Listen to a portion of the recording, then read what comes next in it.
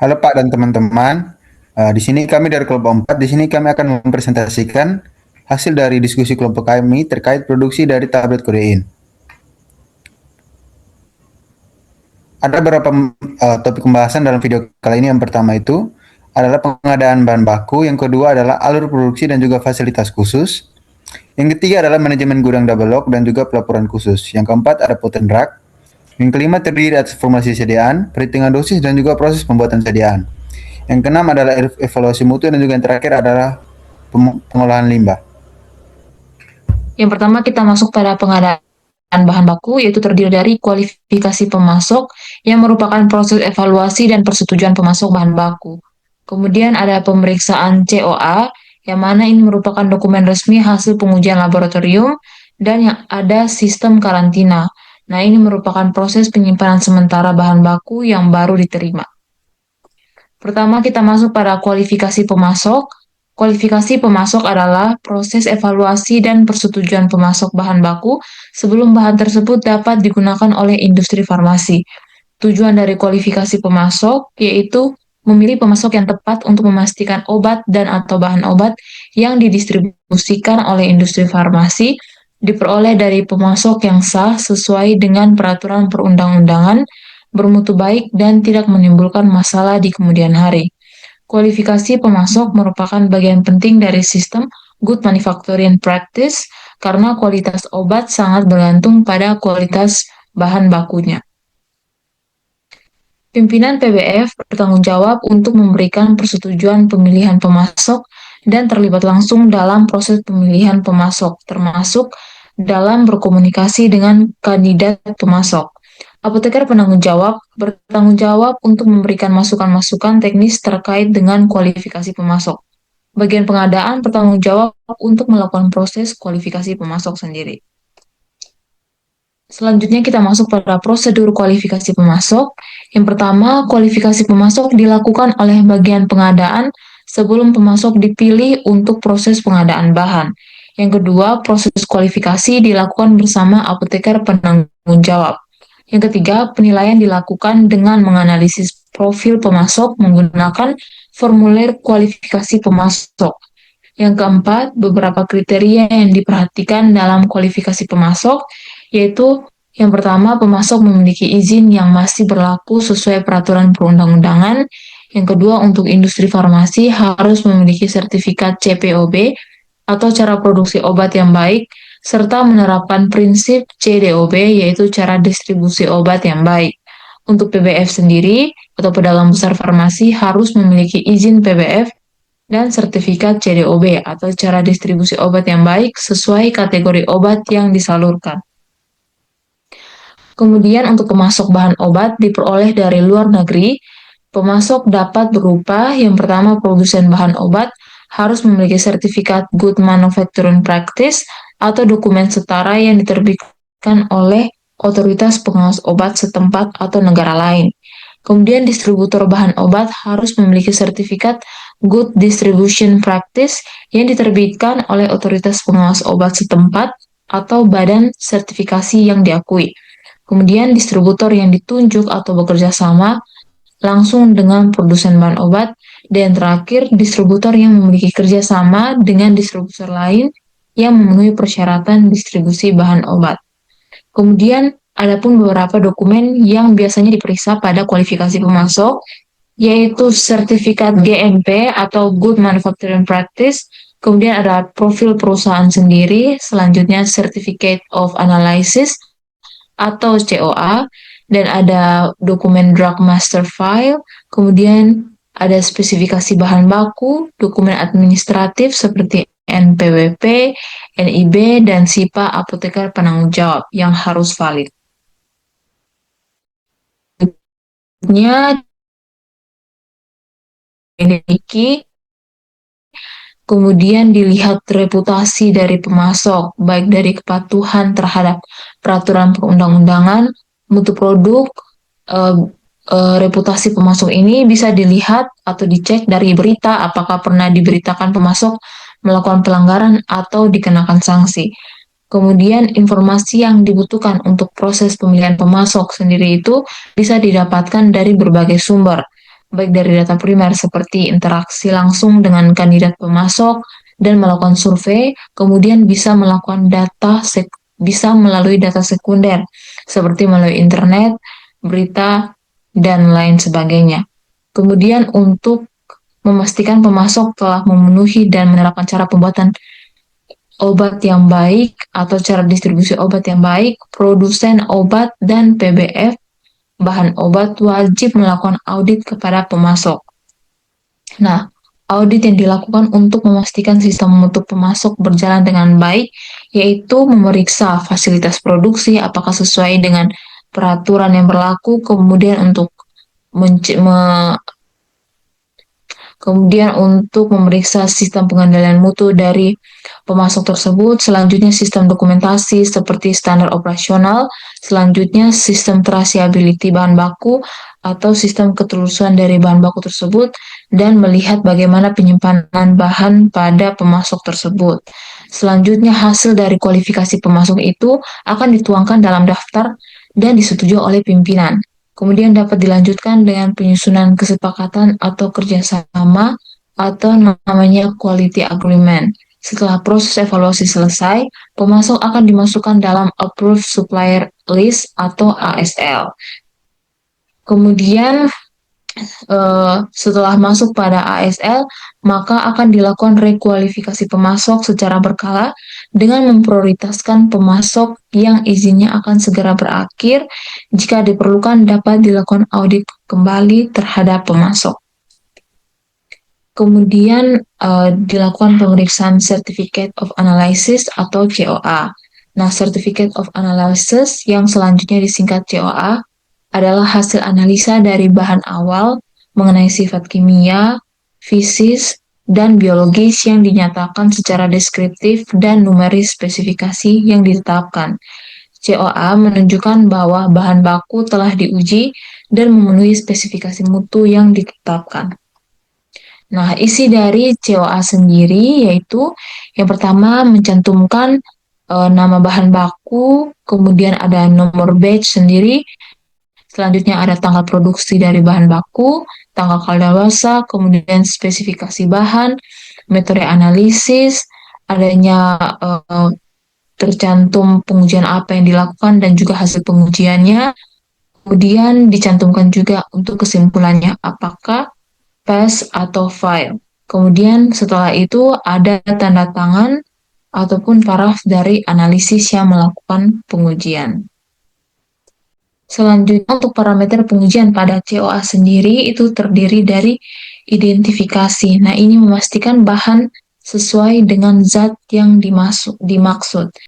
Biasanya menggunakan infrared spektroskopi, HPLC, dan juga TLC. Kemudian untuk menguji kemurniannya, ini untuk menentukan kadar zat aktif dalam bahan baku. Selanjutnya ada impuritas, di mana menentukan adanya kontaminan atau zat pengotor. Selanjutnya menguji kadar air, yang mana mengukur kadar air yang dapat mempengaruhi stabilitas bahan. Dan kemudian residual solvent, yaitu menentukan sisa pelarut yang mungkin tertinggal. Nah, pengujian ini telah dilakukan pada pemasok sendiri yang akan dicantumkan pada dokumen COA. Nah, walaupun pemasok sudah memberikan dokumen COA yang telah berisi pengujiannya, industri farmasi tetap wajib melakukan pengujian ulang atau retesting untuk memastikan kesesuaian data. Nah, pengujiannya itu berupa nanti bagian QC akan melakukan beberapa langkah verifikasi COA. Yang pertama, membandingkan COA dengan spesifikasi internal, yaitu hasil pengujian pada COA dibandingkan dengan spesifikasi dari farmakope, kemudian spesifikasi internal dari perusahaan atau sistem mutu sendiri dari perusahaan tersebut. Kemudian untuk verifikasi administrasi, untuk memastikan bahan yang datang sesuai dengan yang dipesan. Nah, itu memeriksa kesesuaian nama bahan, kemudian nomor batch, jumlah bahan, dan identitas pemasok. Selanjutnya melakukan sampling bahan baku dan melakukan pengujian laboratorium. Nah, pengujian ulang ini dilakukan pada pemasok baru, biasanya dilakukan pada pemasok baru, kemudian bahan baku yang memiliki batch pertama, selanjutnya bahan baku yang berisiko tinggi, seperti API atau Active Pharmaceutical Ingredients narkotika, yang mana ini merupakan bahan baku dari pembuatan narkotika sendiri. Nah, jika hasil pengujian itu sesuai dengan yang tertera pada dokumen COA, maka bahan tersebut dapat dilanjutkan ke proses produksi. Selanjutnya, kita masuk pada sistem karantina. Nah, sistem karantina memastikan bahan baku tidak digunakan sebelum dinyatakan lulus mutu dan memenuhi regulasi. Nah, prosedur sistem karantina sendiri, yang pertama segera setelah penerimaan. Nah, semua bahan biasanya dikarantina terlebih dahulu di area yang terpisah, atau pada administratif ada sistem elektronik terkendali hingga menunggu QC akan meluluskan bahan tersebut. Kemudian yang kedua ada penandaan dan penyimpanan. Nah, pada saat penyimpanan diberi label jelas karantina, nomor batch atau rujukan, tanggal penerimaan, dan statusnya apakah lulus atau ditolak. Kemudian area karantina terpisah, terkunci, khususnya narkotika, area harus aman dengan akses terbatas, pengawasan CCTV jika perlu, dan pengendalian suhu serta kelembapannya. Selanjutnya yang ketiga itu dilakukan pengambilan sampel. Dilakukan oleh personel QC dengan menerapkan SOP yang akan disaksikan oleh supervisor. Nah, kemudian sampel yang tertinggal itu nanti akan disimpan di tempat karantina dan tersegel dan terkunci. Nah, untuk pelulusan atau penolakannya, QC akan melakukan uji yang tadi sudah dijelaskan, yang mana terdapat pada dokumen COA, ini termasuk dalam verifikasi COA sendiri. Nah, hanya apoteker penanggung jawab pemastian mutu yang boleh meluluskan setelah investigasi jika ada kerusakan atau ketidaksesuaian. Kemudian bahan ditolak akan dipindahkan ke area ditolak atau terkunci, lalu dikembalikan ke rework atau dimusnahkan dengan berita acara.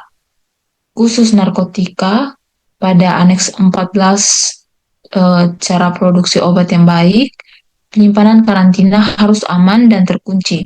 Stok of name minimal 1 bulan sekali, khusus bahan obat. Dan selisih stok atau kehilangan wajib diinvestigasi dan dilaporkan ke BPOM dan aparat hukum. Kemudian dilakukan staging area maksimal 7 hari. Untuk bahan yang sudah lulus melakukan pengujian, maka akan diambil dan dilakukan produksi obat narkotika atau kodein. Baik, selanjutnya kita masuk pada alur produksi dari tablet kodein. Yang pertama itu dilakukan pengadaan bahan baku dan juga eksipien. Yang pertama zat aktif kodein yang atau biasa digunakan kodein fosfat atau kodein base dari pemasok resmi dengan izin distribusi narkotika. Kemudian untuk eksipiennya terdiri dari laktosa atau selulosa sebagai bahan pengisi, kemudian ada povidone atau PVP sebagai bahan pengikat, ada pati atau sodium starch glikolat sebagai penghancur, dan juga magnesium stearat sebagai bahan pelicin. Lanjut, setelah diterima bahan baku kemudian akan dilakukan karantina dan juga pengujian pada bahan baku. Karantina pada tahap ini lakukan proses identifikasi dengan pengujian kualitas oleh bagian QC. Pengujian ini bertujuan untuk memastikan bahwa bahan baku yang diterima benar-benar sesuai dengan spesifikasi yang ditetapkan. Pengujian itu meliputi yang pertama identifikasi bahan baku, kemudian kemurnian, kadar zat aktif, kadar air, dan juga cemaran logam atau cemaran mikroba. Kemudian jika status bahannya rilis berarti boleh digunakan, jika reject berarti ditolak. Kemudian yang ketiga dilakukan penimbangan bahan yang dilakukan khusus di ruang khusus untuk menjaga adanya kontaminasi silang. Kemudian bahan ditimbang sesuai formula pada produksi.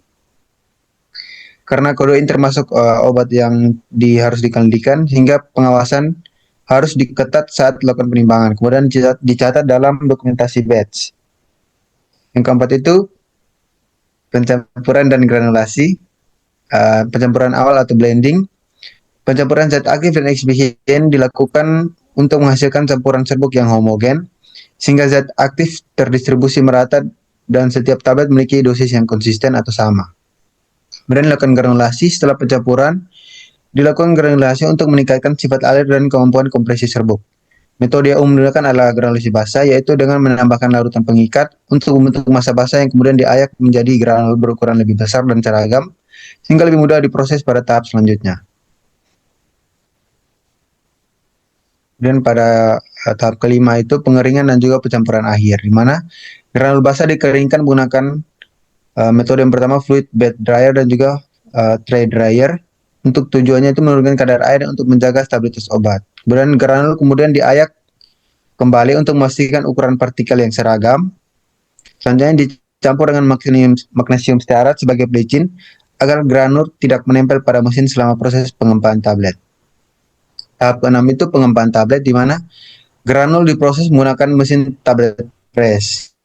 Pada tahap ini granul dimasukkan ke dalam cetakan atau die, kemudian dipadatkan oleh punch atas dan punch bawah sehingga terbentuk tablet dengan bentuk dan ukuran tertentu.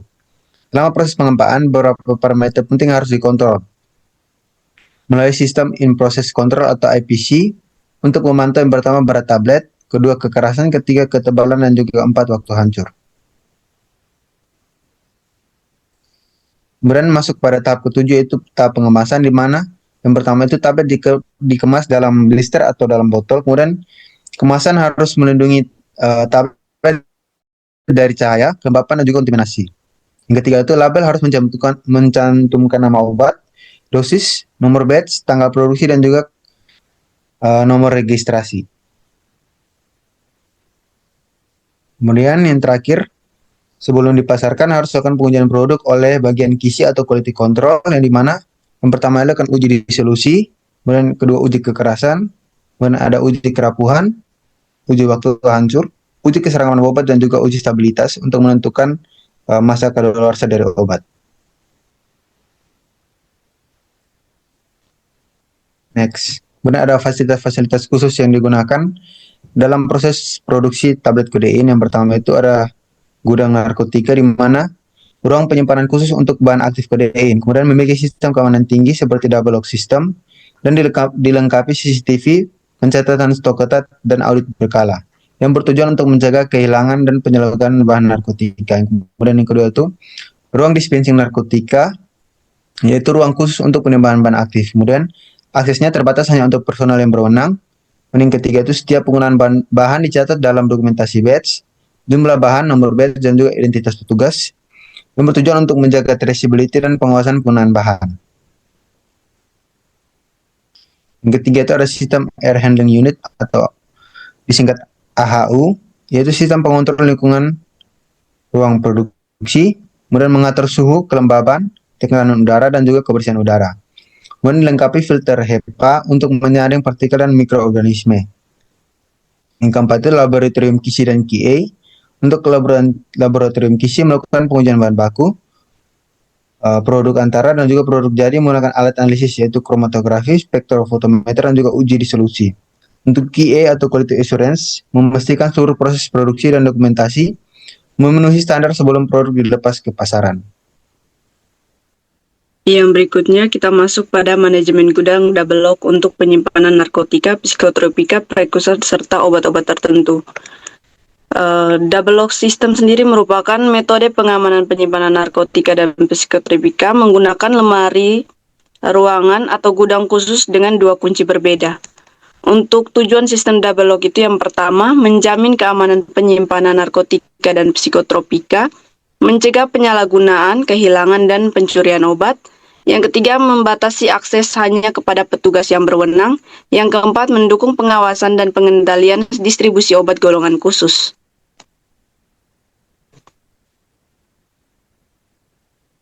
Untuk manajemen gudang double lock sendiri ini terdapat pada Peraturan Pemerintah Kesehatan Republik Indonesia Nomor 5 Tahun 2023 tentang narkotika, psikotropika, dan prekursor farmasi, di mana khususnya pada pasal 49 terkait penyimpanannya. Yang pertama itu pasal 49 ayat 1 pada poin A, terkait gudang khusus harus memiliki pintu yang dilengkapi dengan pintu jeruji besi dengan dua buah kunci yang berbeda. Yang kedua itu pada pasal 49 ayat 2 pada poin C terkait ruang khusus harus mempunyai satu pintu dengan 2 buah kunci yang berbeda. Yang ketiga, pada pasal 49 ayat 3 pada poin B terkait lemari khusus untuk penyimpanan harus memiliki 2 buah kunci yang berbeda dan tidak mudah untuk dipindahkan. Yang berikutnya kita masuk pada pelaporan dan pencatatan khusus. Pelaporan dan pencatatan khusus merupakan proses pendokumentasian seluruh aktivitas pengolahan narkotika, psikotropika, obat-obat tertentu, dan prekursor farmasi yang meliputi penerimaan obat, penyimpanan obat, serta pengeluaran atau distribusi obat. Untuk tujuan dari pelaporan dan pencatatan khusus ini yang pertama, mengawasi peredaran dan penggunaan obat golongan khusus. Yang kedua, menjamin ketertiban administrasi pengolahan obat. Yang ketiga, memudahkan monitoring dan pengawasan oleh instansi terkait. Yang keempat, mencegah penyalahgunaan, kehilangan, dan peredaran ilegal obat.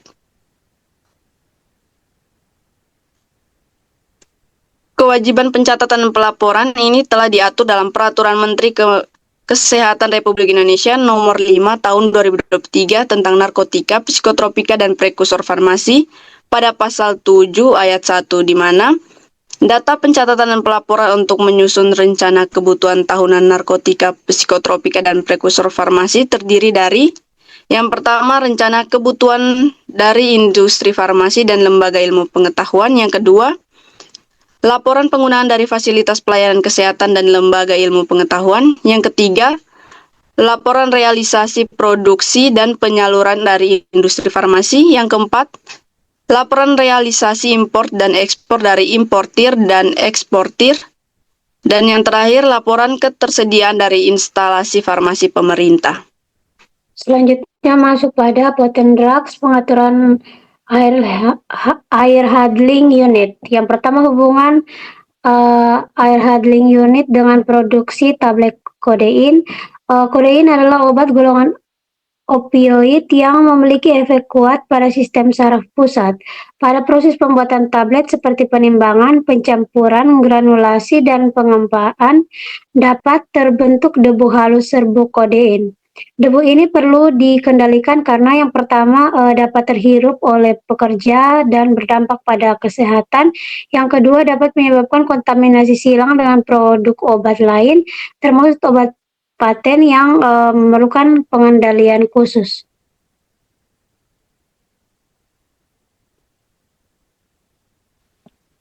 Yang kedua, peran AHU dalam produksi tablet kodein. Digunakan untuk yang pertama menyaring debu serbuk kodein menggunakan filter udara, misalnya HEPA filter. Yang kedua, mengatur tekanan udara agar debu tetap berada di ruang produksi dan tidak menyebar ke area lain. Yang berikut, mengontrol aliran udara atau airflow sehingga partikel obat tidak keluar dari ruangan. Dan yang terakhir itu menjaga kualitas udara dan kebersihan ruang produksi. Lalu yang berikut kita masuk pada proses teknis. Yang pertama, formulasi sediaan. Sediaan yang akan dibuat adalah tablet kodein fosfat dengan kekuatan sediaan 15 mg dengan komponennya sebagai berikut. Yang pertama, kodein fosfat sebagai zat aktif, yang kedua selulosa mikrokristal sebagai pengisi, yang ketiga povidon sebagai pengikat, dan yang keempat pati sebagai pengacur, dan yang kelima magnesium stearat sebagai lubrikan.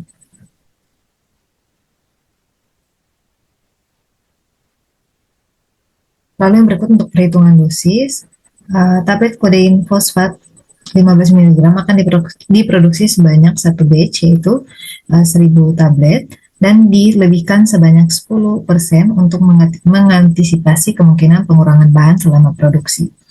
Yang pertama, kodein fosfat untuk zat aktifnya yaitu 15 mg per tablet. Lalu untuk selulosa mikrokristal sebagai pengisi 120 mg per tablet.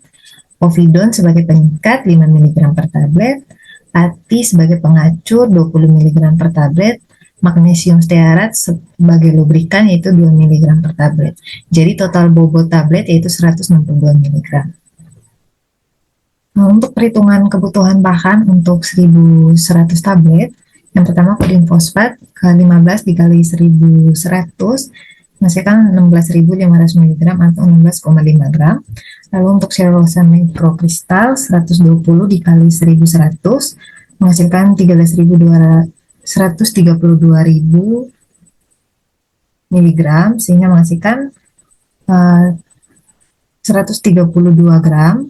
Kalau untuk povidon 5 kali 1.100 menghasilkan 5.500 mg atau 5,5 gram.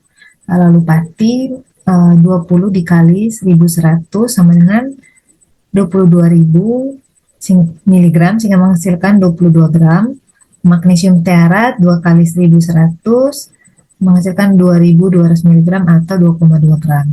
Maka untuk kebutuhan komponen untuk 1.100 tablet yaitu 16,5 gram ditambah dengan 132 gram ditambah 5,5 gram ditambah 22 gram ditambah 2,2 gram menghasilkan 178,2 gram.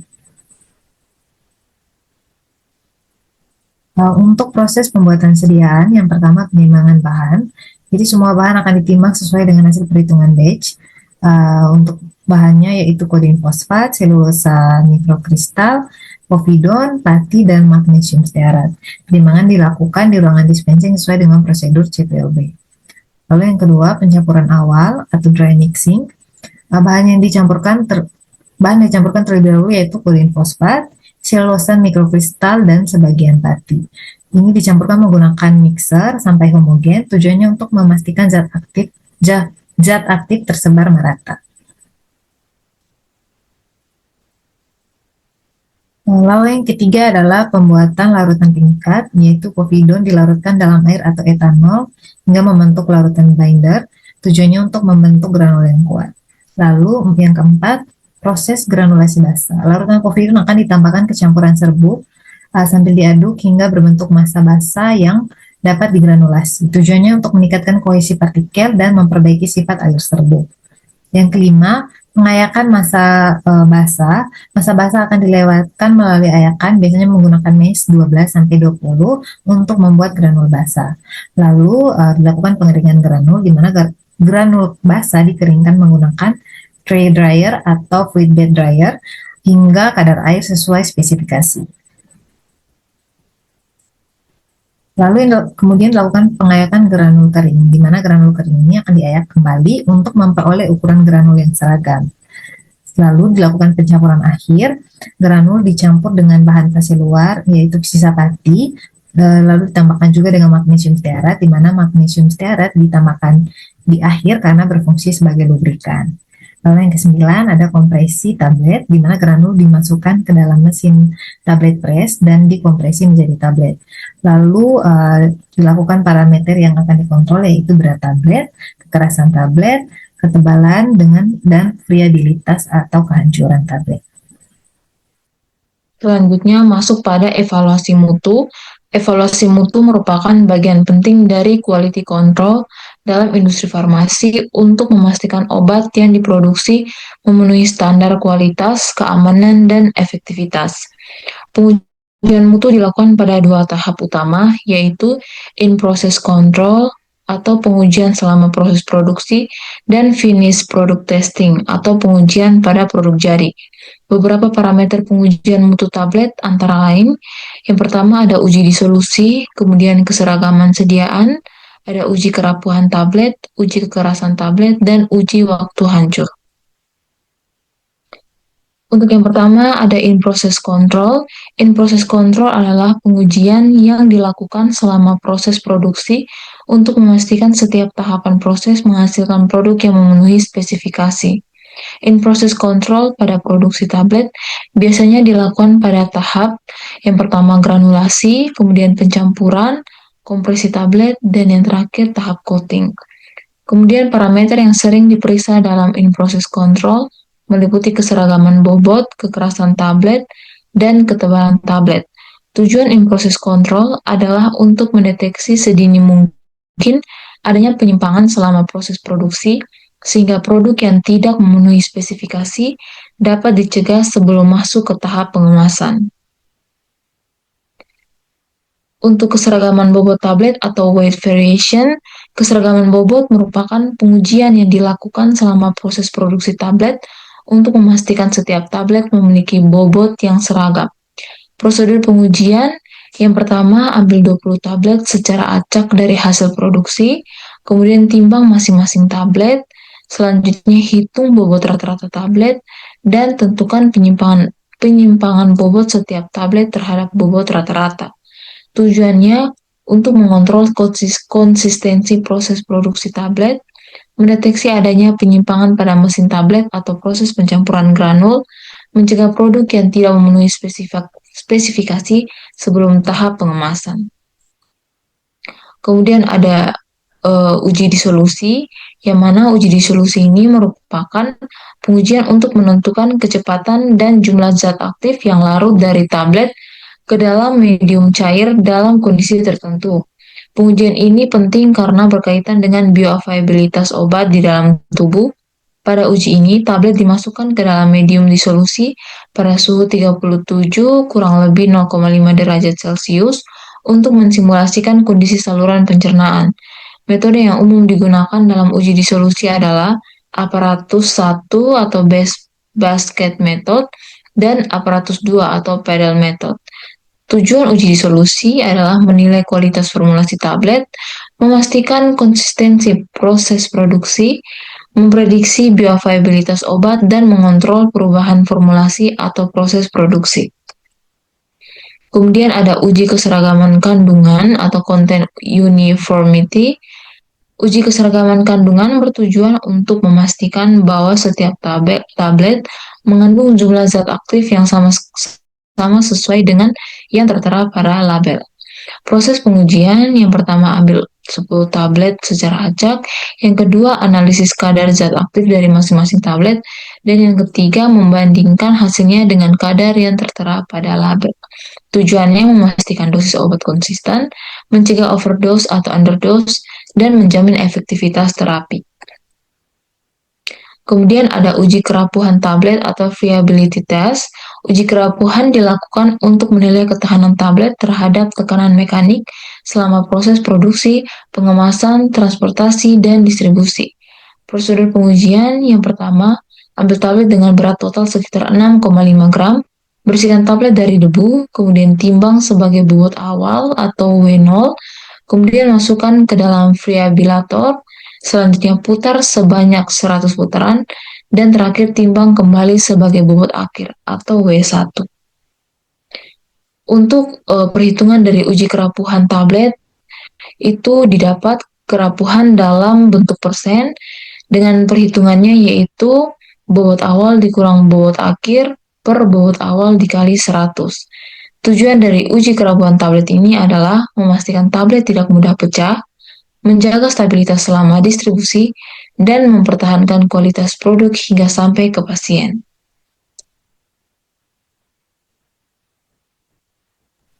Lalu yang berikut masuk pada pengelolaan limbah atau pemusnahan sisa narkotika.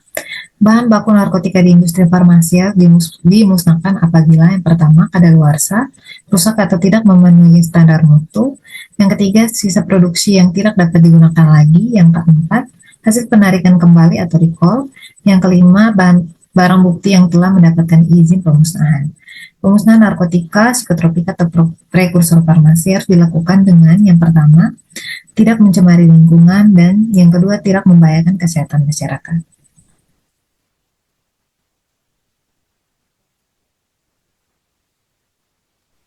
Yen sabar doko, be tambah bepu yang uji kerapuhan. Ya ini nih dia punya nilai nih berapa tuh belum ada. Be mulai. Kemudian nanti didapat dari persen kerapuhan. Jika nilainya kurang dari 1%, maka kerapuhan tablet dinyatakan baik.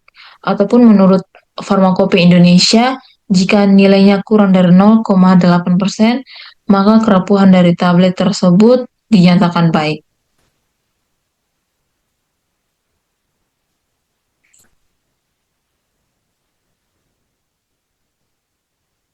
Ulang merah, ulang merah.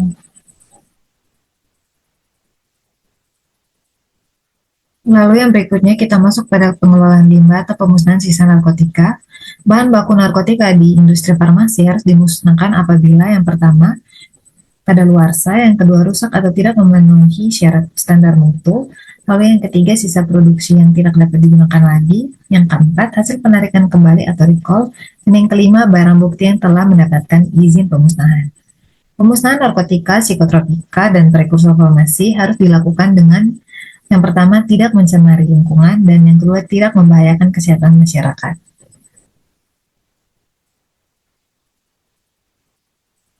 Yang berikut adalah tahapan pemusnahan. Di industri farmasi, pemusnahan kodein dilakukan oleh penanggung jawab fasilitas, misalnya apoteker penanggung jawab industri, dengan disaksikan oleh pihak berwenang, yaitu yang pertama, Kementerian Kesehatan atau Dinas Kesehatan, yang kedua, Balai Besar atau Balai Bepom, lalu yang berikutnya ada aparat penegak hukum jika diperlukan. Sebelum pemusnahan dilakukan, harus dibuat berita acara pemusnahan yang memuat yang pertama, nama dan jenis narkotika, yang kedua, bentuk dan kekuatan, yang ketiga, jumlah yang dimusnahkan, lalu yang keempat, nomor batch atau kode produksi, yang kelima, alasan pemusnahan, dan yang keenam, tanggal dan tempat pemusnahan. Berita acara pemusnahan dibuat dalam rangka 3 dan tebusannya disampaikan kepada Direktur Jenderal dan Kepala Badan atau Kepala Balai.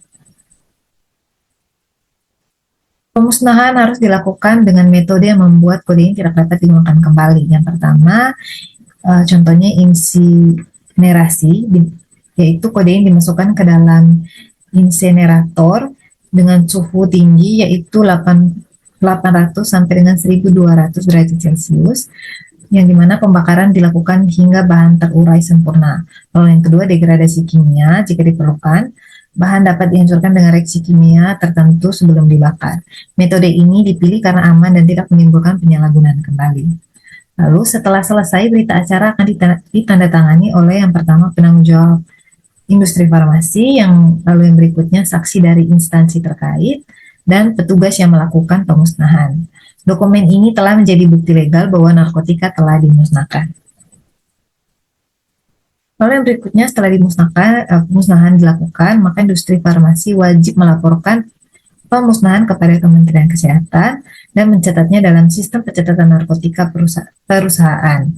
Pelaporan ini merupakan bagian dari sistem pengawasan narkotika nasional. Baik, sekian presentasi dari kelompok kami. Terima kasih.